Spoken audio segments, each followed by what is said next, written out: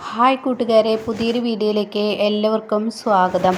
അങ്ങനെ ഇനി നന്ദിനിയെ പാമ്പ് കടിക്കുകയാണ് കേട്ടോ. നന്ദിനിയെ പാമ്പ് കടിക്കുന്നതിനോടുകൂടി ഇനി വലിയൊരു സംഭവമാണ് ഇനി എല്ലാവരും കാണാൻ പോകുന്നത് കേട്ടോ. സൂര്യയുടെ സ്നേഹം എത്രമാത്രം വലുതാണെന്നും നന്ദിനി എന്ന് വെച്ചാൽ സൂര്യക്ക് എന്തുമാത്രം വലുതാണെന്നൊക്കെ നന്ദിനി അറിയാൻ പോവുകയാണ് കേട്ടോ.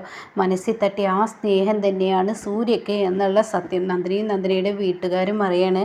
അപ്പോൾ ആ ഒരു കഥ നന്ദിനിയുടെ നാട്ടിൽ വെച്ചാണ് ഇനി കഥ തുടരുന്നത്. കാരണം നന്ദിനി ഇനി ആ വീട്ടിൽ നിന്ന് ഇറങ്ങേണ്ട അവസ്ഥ വരികയാണ്. അതായത് പത്മ ഇറക്കി വിടുകയാണ്. ഇനി ഇവിടെ നിൽക്കാൻ പറ്റത്തില്ല എന്ന് പറഞ്ഞിട്ട് പത്മ ഇറക്കി വിടുന്നുണ്ട് കേട്ടോ. അങ്ങനെ ഈ സമയം പത്മ ഇറക്കി വിടുന്നത് ഹരിതയുണ്ടല്ലോ, ഹരിത മരിക്കുന്നു. അതുപോലെ തന്നെ ഹിമയും മരിക്കുന്നുണ്ട്. പിന്നെ ഇതിൻ്റെയൊക്കെ പിറകിൽ കളിച്ചത് രഞ്ജിത്താണെന്നുള്ള സത്യം നന്ദിനി തെളിയിക്കുന്നുണ്ട് കേട്ടോ. അതോടുകൂടി ഇനി വേദ മിസ്സിങ്ങിലാവുകയാണ്. അങ്ങനെ മിസ്സിങ്ങിലായ വേദയെ നന്ദിനി തന്നെ കണ്ടെത്തി കൊണ്ടുവരും. അപ്പോൾ അതിൻ്റെയൊക്കെ കഥ ഞാൻ ഇനി പതിയെ ഇങ്ങനെ പറയാം കേട്ടോ. അങ്ങനെ വേദയെ ഇനി കൊണ്ടുവരുന്നത് നന്ദിനി തന്നെയാണ്. പിന്നീട് വേദ വരുമ്പോൾ ഈ നന്ദിനി ഒന്നോ രണ്ടോ പ്രാവശ്യം വേദയുടെ റൂമിൽ വന്നതുകൊണ്ട് തന്നെ വേദ പല പ്രാവശ്യങ്ങളായി നന്ദിനി അവിടെ അത് മനഃപൂർവ്വം രഞ്ജിത്ത് ഉണ്ടാക്കി തീർത്തതാണ്. അപ്പോൾ തന്നെ തട്ടിക്കൊണ്ടുപോയത് നന്ദിനിയാണെന്നുള്ള ആ തെറ്റിദ്ധാരണ പത്മയുടെ അല്ലേ മക്കള്. അപ്പോൾ അങ്ങനെ ഒരു തോന്നൽ വരികയാണ് കേട്ടോ.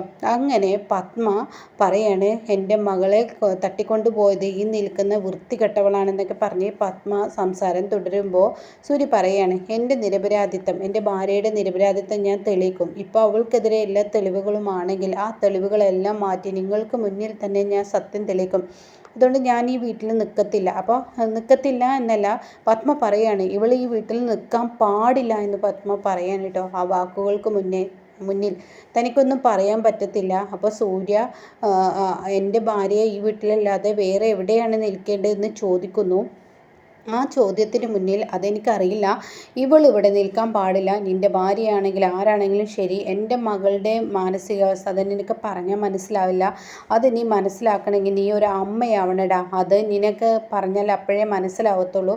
അതുകൊണ്ട് എൻ്റെ മകളുടെ മാനസികാവസ്ഥയാണ് എനിക്ക് വലുത്. നന്ദിനി ഇവിടെ നിർത്തത്തില്ല, നന്ദിനി ഇവിടുന്ന് ഇറങ്ങിപ്പോണെന്ന് പറയും കേട്ടോ. ഇത് കേൾക്കുന്നതിനോടുകൂടി സൂര്യ പറയണേ, ശരി ഞാൻ ഇറങ്ങിപ്പോയിക്കോളാം. ഇറങ്ങിപ്പോകുന്നതിന് മുന്നേ ഞാനൊരു കാര്യം പറയാം. എൻ്റെ നന്ദിനി ഇല്ലാത്ത ഈ വീട്ടിൽ ഇനി ഞാനും നിൽക്കത്തില്ല, ഞാനും എൻ്റെ നാട്ടിലോട്ട് പോവാണ്, നന്ദിനിയുടെ നാട്ടിലോട്ട് പോവാണെന്ന് പറഞ്ഞ് സൂര്യ അവിടെ നിന്ന് ഇറങ്ങാണ് കേട്ടോ. ഈ സമയം പ്രതീക്ഷകളെല്ലാം തെറ്റിപ്പോവാണ് പത്മയുടെ. അങ്ങനെ യതീന്ദ്രൻ പറയണ, മോനെ എടുത്ത് ചാടി ഒന്നും ചെയ്യരുതെന്ന് പറയണേ. അപ്പോഴേക്കും പത്മ അടുത്ത അടവ് എടുക്കണം കേട്ടോ. അവനിപ്പോൾ എന്തും ചെയ്യാലോ, കാരണം അവൻ്റെ കയ്യിൽ പണം ഇഷ്ടം പോലെയുണ്ട്. അവൻ്റെ ഭാര്യയും കൂടി ഇറങ്ങിപ്പോയി കഴിഞ്ഞാൽ എൻ്റെ പണം കൊണ്ട്, അതായത് നമ്മുടെ ഈ പണം കൊണ്ട് ഇവൾക്ക് ജീവിക്കാമല്ലോ, അതിനുവേണ്ടി എൻ്റെ മോനെ കൊണ്ടുപോവുകയാണെന്ന് പറയുമ്പോൾ ഉടനെ ആ വാക്കുകൾ അവിടെ ഇനി തുടരാൻ പാടില്ല. അപ്പോൾ അത് തുടരാൻ പാടില്ലാത്തത് കൊണ്ട് തന്നെ സൂര്യ പറയണേ, എനിക്കൊരു രൂപ പോലും നിങ്ങളുടെ വേണ്ട, വണ്ടിയും വേണ്ട, പണവും വേണ്ട, ഒന്നും വേണ്ട. എൻ്റെ നിരപരാധിത്വം തെളിയിക്കുന്നത് വരെ എൻ്റെ ഭാര്യ, അതായത് എൻ്റെ ഭാര്യ ഒരു തെറ്റുകാരിയല്ല എന്ന് ഞാൻ തെളിയിക്കുന്നത് വരെ ഞാൻ പിന്നെ നിങ്ങളുടെ പണം ഒന്നും നിങ്ങളുടെ അല്ല, എൻ്റെ പണം തന്നെയാണ്. ഞാൻ എൻ്റെ കഷ്ടപ്പാട് കൊണ്ടുണ്ടാക്കിയ പണമാണ്. അത് ഞാൻ ഉപയോഗിക്കത്തില്ല. നിങ്ങൾ അങ്ങനെയൊക്കെ പറയുന്നത് എനിക്കറിയാം, അത് ഞാൻ ഉപയോഗിക്കില്ല. അതുകൊണ്ട് തന്നെ എൻ്റെ ഭാര്യയുടെ നിരപരാധിത്വം തെളിയിക്കുക എന്നുള്ളത് എൻ്റെയും കൂടി ആവശ്യമാണല്ലോ. അപ്പോൾ അതുകൊണ്ട് ഞാനത് തെളിയിച്ചിട്ടേ ബാക്കി കാര്യമുള്ളൂ എന്ന് പറഞ്ഞിട്ട് സൂര്യ നന്ദിനിയും കൊണ്ട് അവിടെ നിന്ന് ഇറങ്ങുകയാണ്. അങ്ങനെ നന്ദിനിയുടെ നാട്ടിലെത്തുകയാണ്.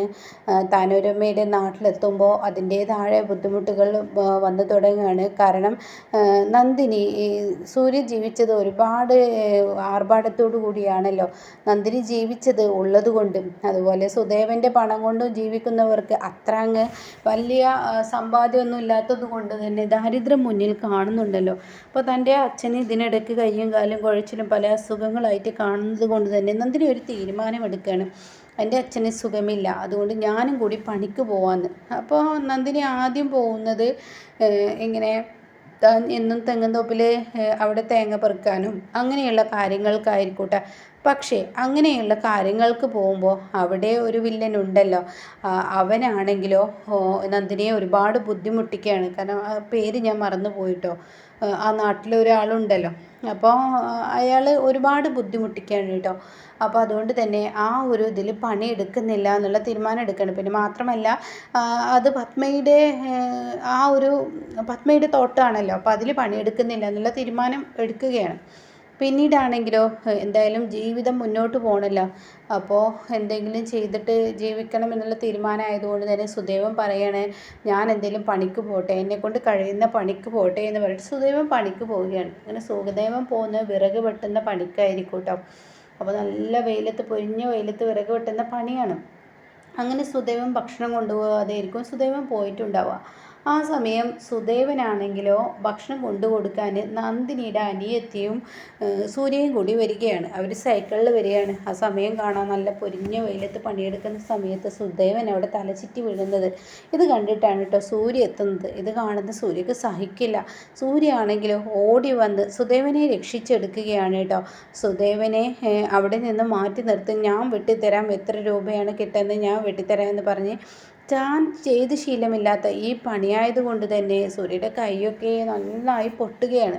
ആ വിവരം ഇവരെല്ലാവരും അറിയാം. അപ്പം കാർത്തികേയൻ എന്നാണ് അവൻ്റെ പേര്. അങ്ങനെ കാർത്തികേയനെ ഇതൊക്കെ പത്മക്ക് അയച്ചു കൊടുക്കുകയാണ്. അപ്പോൾ കാർത്തികേയൻ ഇങ്ങനെ പരിഹാസത്തോടു കൂടി സംസാരിക്കുകയൊക്കെ ചെയ്യുമ്പോൾ ഉടൻ തന്നെ സുദേവൻ്റെ മക്കൾക്കൊക്കെ ഭയങ്കര സങ്കടമാവുകയാണ്. അങ്ങനെ തൻ്റെ അനിയത്തി നന്ദിനിക്ക് വിളിച്ച് പറയുകയാണ്. അപ്പോഴേക്കും നന്ദിനി സൈക്കിളിൽ വേഗം എത്തുകയാണ് അവിടെ. അങ്ങനെ സൂര്യ കാണുന്ന കാഴ്ചയാണെങ്കിലോ ഈ ഒരു കാഴ്ചയായിരിക്കും കേട്ടോ. സൂര്യയല്ല, നന്ദിനി കാണുന്ന കാഴ്ച സൂര്യ വിറക് വെട്ടുന്നതായിരിക്കും. അപ്പോഴേക്കും നന്ദിനി ഓടി വരികയാണ്. എന്നിട്ട് സൂര്യ സാർ എന്താണ് ഈ ചെയ്യുന്നത്? എന്താ നന്ദിനി? ഞാൻ ഈ വിറക് വെട്ടുന്നത് അച്ഛന് തീരെ. സൂര്യ സാറിൻ്റെ അന്തസ്സ് കളഞ്ഞ് സൂര്യ സാർ ഇങ്ങനെയുള്ള പ്രവൃത്തി ചെയ്യരുത്. ഈ നാട്ടിലെ ഓരോ ആളുകൾക്കും പണി ചെയ്ത് അതിനുള്ള കൂലി കൊടുക്കുന്നത് സൂര്യ സാറാണ്. അപ്പോൾ ആ കടയുടെ ഉടമസ്ഥനടക്കം പറയുന്നുണ്ട് കേട്ടോ, സൂര്യ സാർ ചെയ്യരുത് എന്ന് പറയുന്നുണ്ട് കേട്ടോ. അങ്ങനെ നന്ദിനി സൂര്യയെ മാറ്റി നിർത്തി സൂര്യയുടെ മുന്നിൽ വെച്ച് നന്ദിനി ആ മരം, അതായത് ആ വിറക് ഇങ്ങനെ വെട്ടിയെടുക്കുകയാണ്. അപ്പോൾ അത് കാണുന്ന സൂര്യ, ഹലോ നന്ദിനി, സൂപ്പർ എന്ന് പറയുന്നുണ്ട്. ഞാൻ എത്ര നേരമായി ഈ വിറക് പൊളിക്കാൻ നോക്കുന്നത്, എന്നെക്കൊണ്ട് കഴിയുന്നില്ല. എന്നാൽ നന്ദിനി എത്ര നല്ല അടിപൊളിയാണ് ഓരോ വിറക് കഷ്ണങ്ങളാക്കുന്നത് എന്നൊക്കെ ഇങ്ങനെ പറയാണ്. ആ സമയം ഈ ഒരു വാക്ക് പറയുമ്പോൾ ഉടൻ തന്നെ നന്ദിനി അത് ചെയ്യുന്ന പണി ചെയ്താൽ മതി, സൂര്യ സാർ ഇതൊന്നും ശീലിച്ചിട്ടില്ല, അതുകൊണ്ട് സൂര്യ സാർ ഇത് ചെയ്യരുതെന്ന് പറയാണ്. അങ്ങനെ പിന്നീട് സുദേവനോട് നന്ദിനി പറയാണ്, അതെ അച്ഛൻ ഈ പണിക്കൊന്നും പോണ്ട, നാളെ മുതൽ പാടത്ത് ഞാറ് പറിക്കലും അത് നടലും ഒക്കെ ഉണ്ട്, അപ്പോൾ ഞാൻ അങ്ങോട്ടേക്ക് പോയിക്കോളാം എന്ന് പറയാണ്. അപ്പോൾ അത് കേൾക്കുന്ന സൂര്യ, ആഹാ നല്ല സംഭവമാണല്ലോ, ഞാനും ഉണ്ട്, എനിക്കും ഇഷ്ടമാണ് ഞാറ് പറിക്കലും അത് നടുന്നതും. അത് കേൾക്കുന്ന നന്ദിനി പറയാണ്, വെറുതെ ഓരോന്നായിട്ട് ഇങ്ങനെ സൂര്യ സാറ് ചെയ്തു വെക്കണ്ട, ചെയ്യാത്ത പണികൾ ചെയ്തിട്ടുണ്ടെങ്കിൽ ഇവിടെയുള്ള എല്ലാ കാര്യങ്ങളും കാർത്തികേയനെ അറിയിച്ചു കൊടുക്കുകയും പിന്നീട് പത്മാമേടത്തിന് സങ്കടമാവുകയും ചെയ്യും. അവർക്കൊരു അമ്മ എന്ന ആ ഒരു ഇതുണ്ടോ? അപ്പോൾ ഉടൻ തന്നെ സൂര്യ സാർ അങ്ങനെയൊന്നും പറയരുത്, ആ അമ്മയ്ക്ക് നിങ്ങളെ ഇഷ്ടമാണ്, പക്ഷേ നിങ്ങളും നിങ്ങളുടെ അമ്മയും തമ്മിലുള്ള നന്ദിനി നീ അവരെക്കുറിച്ച് പറഞ്ഞത്, ഞാൻ എന്തെന്നെ ആയാലും ഞാൻ നാളെ നിൻ്റെ കൂടെ വരും, എന്നാൽ ഞാൻ പണിക്ക് പോകുന്നില്ല, അതൊന്ന് വെച്ചാൽ പോരെ, സൂര്യ സാറ് പണിക്ക് വരാൻ പറ്റില്ല. അപ്പോൾ നന്ദിനിയോട് സൂര്യ പറയണേ, ശരി എന്നാൽ ഓക്കെ, ഞാൻ ജസ്റ്റ് ഒന്ന് കണ്ടു നിന്നോളാം, അങ്ങനെയാണെങ്കിൽ കുഴപ്പമില്ലല്ലോ എന്ന് പറയണേ. അപ്പോൾ ഉടൻ തന്നെ ശരി ആയിക്കോട്ടെ എന്ന് പറയണേ. അങ്ങനെ ഇവർ ഞാറ് പെറുക്കാൻ വേണ്ടി പോകുമ്പോൾ ട്രാക്ടറിലൊക്കെ കയറി സൂര്യക്ക് അത് വലിയൊരു രസകരമായ സംഭവം തന്നെയായി തോന്നുകയാണ്. അങ്ങനെ സൂര്യ അതിൽ പോകുന്നു. പിന്നീട് ആ പാടത്ത് അവിടെ എത്തുന്നു. പിന്നീട് അവിടെ ഇറങ്ങുന്നു. ഞാറ് പറിക്കുന്നത് കാണുന്ന സൂര്യക്ക് കണ്ടു നിൽക്കാൻ കഴിയില്ല. സൂര്യ അതോടുകൂടി പറി തുടങ്ങുകയാണ് കേട്ടോ. അങ്ങനെ നന്ദിനി അത് നിഷേധിക്കുമ്പോൾ, നന്ദിനി നീ മിണ്ടാതിരിക്കുക, ഇതൊക്കെ ഒരു രസമാണ്, ഏത് വലിയ ആളുകളാണെങ്കിലും ഇങ്ങനെയൊക്കെ ചെയ്ത് പഠിക്കണം, എന്നാലാണ് എല്ലാത്തിൻ്റെയും ഇതെന്താണെന്ന് മനസ്സിലാവത്തുള്ളൂ, അപ്പോൾ അതുകൊണ്ട് ചെയ്യുന്നത് എനിക്ക് കുഴപ്പമില്ല, നിനക്ക് എന്താണെന്നൊക്കെ പറയാണ്. അങ്ങനെ ആ ചളിയിൽ കാലം വെച്ച് സൂര്യ ഇതിങ്ങനെ പറിക്കാനായിട്ട് ഒക്കെ അങ്ങനെയൊക്കെ ചെയ്യുമ്പോൾ സൂര്യക്ക് അതിൻ്റേതായ ബുദ്ധിമുട്ട് അന്ന് വൈകുന്നേരം വരികയാണ് കേട്ടോ.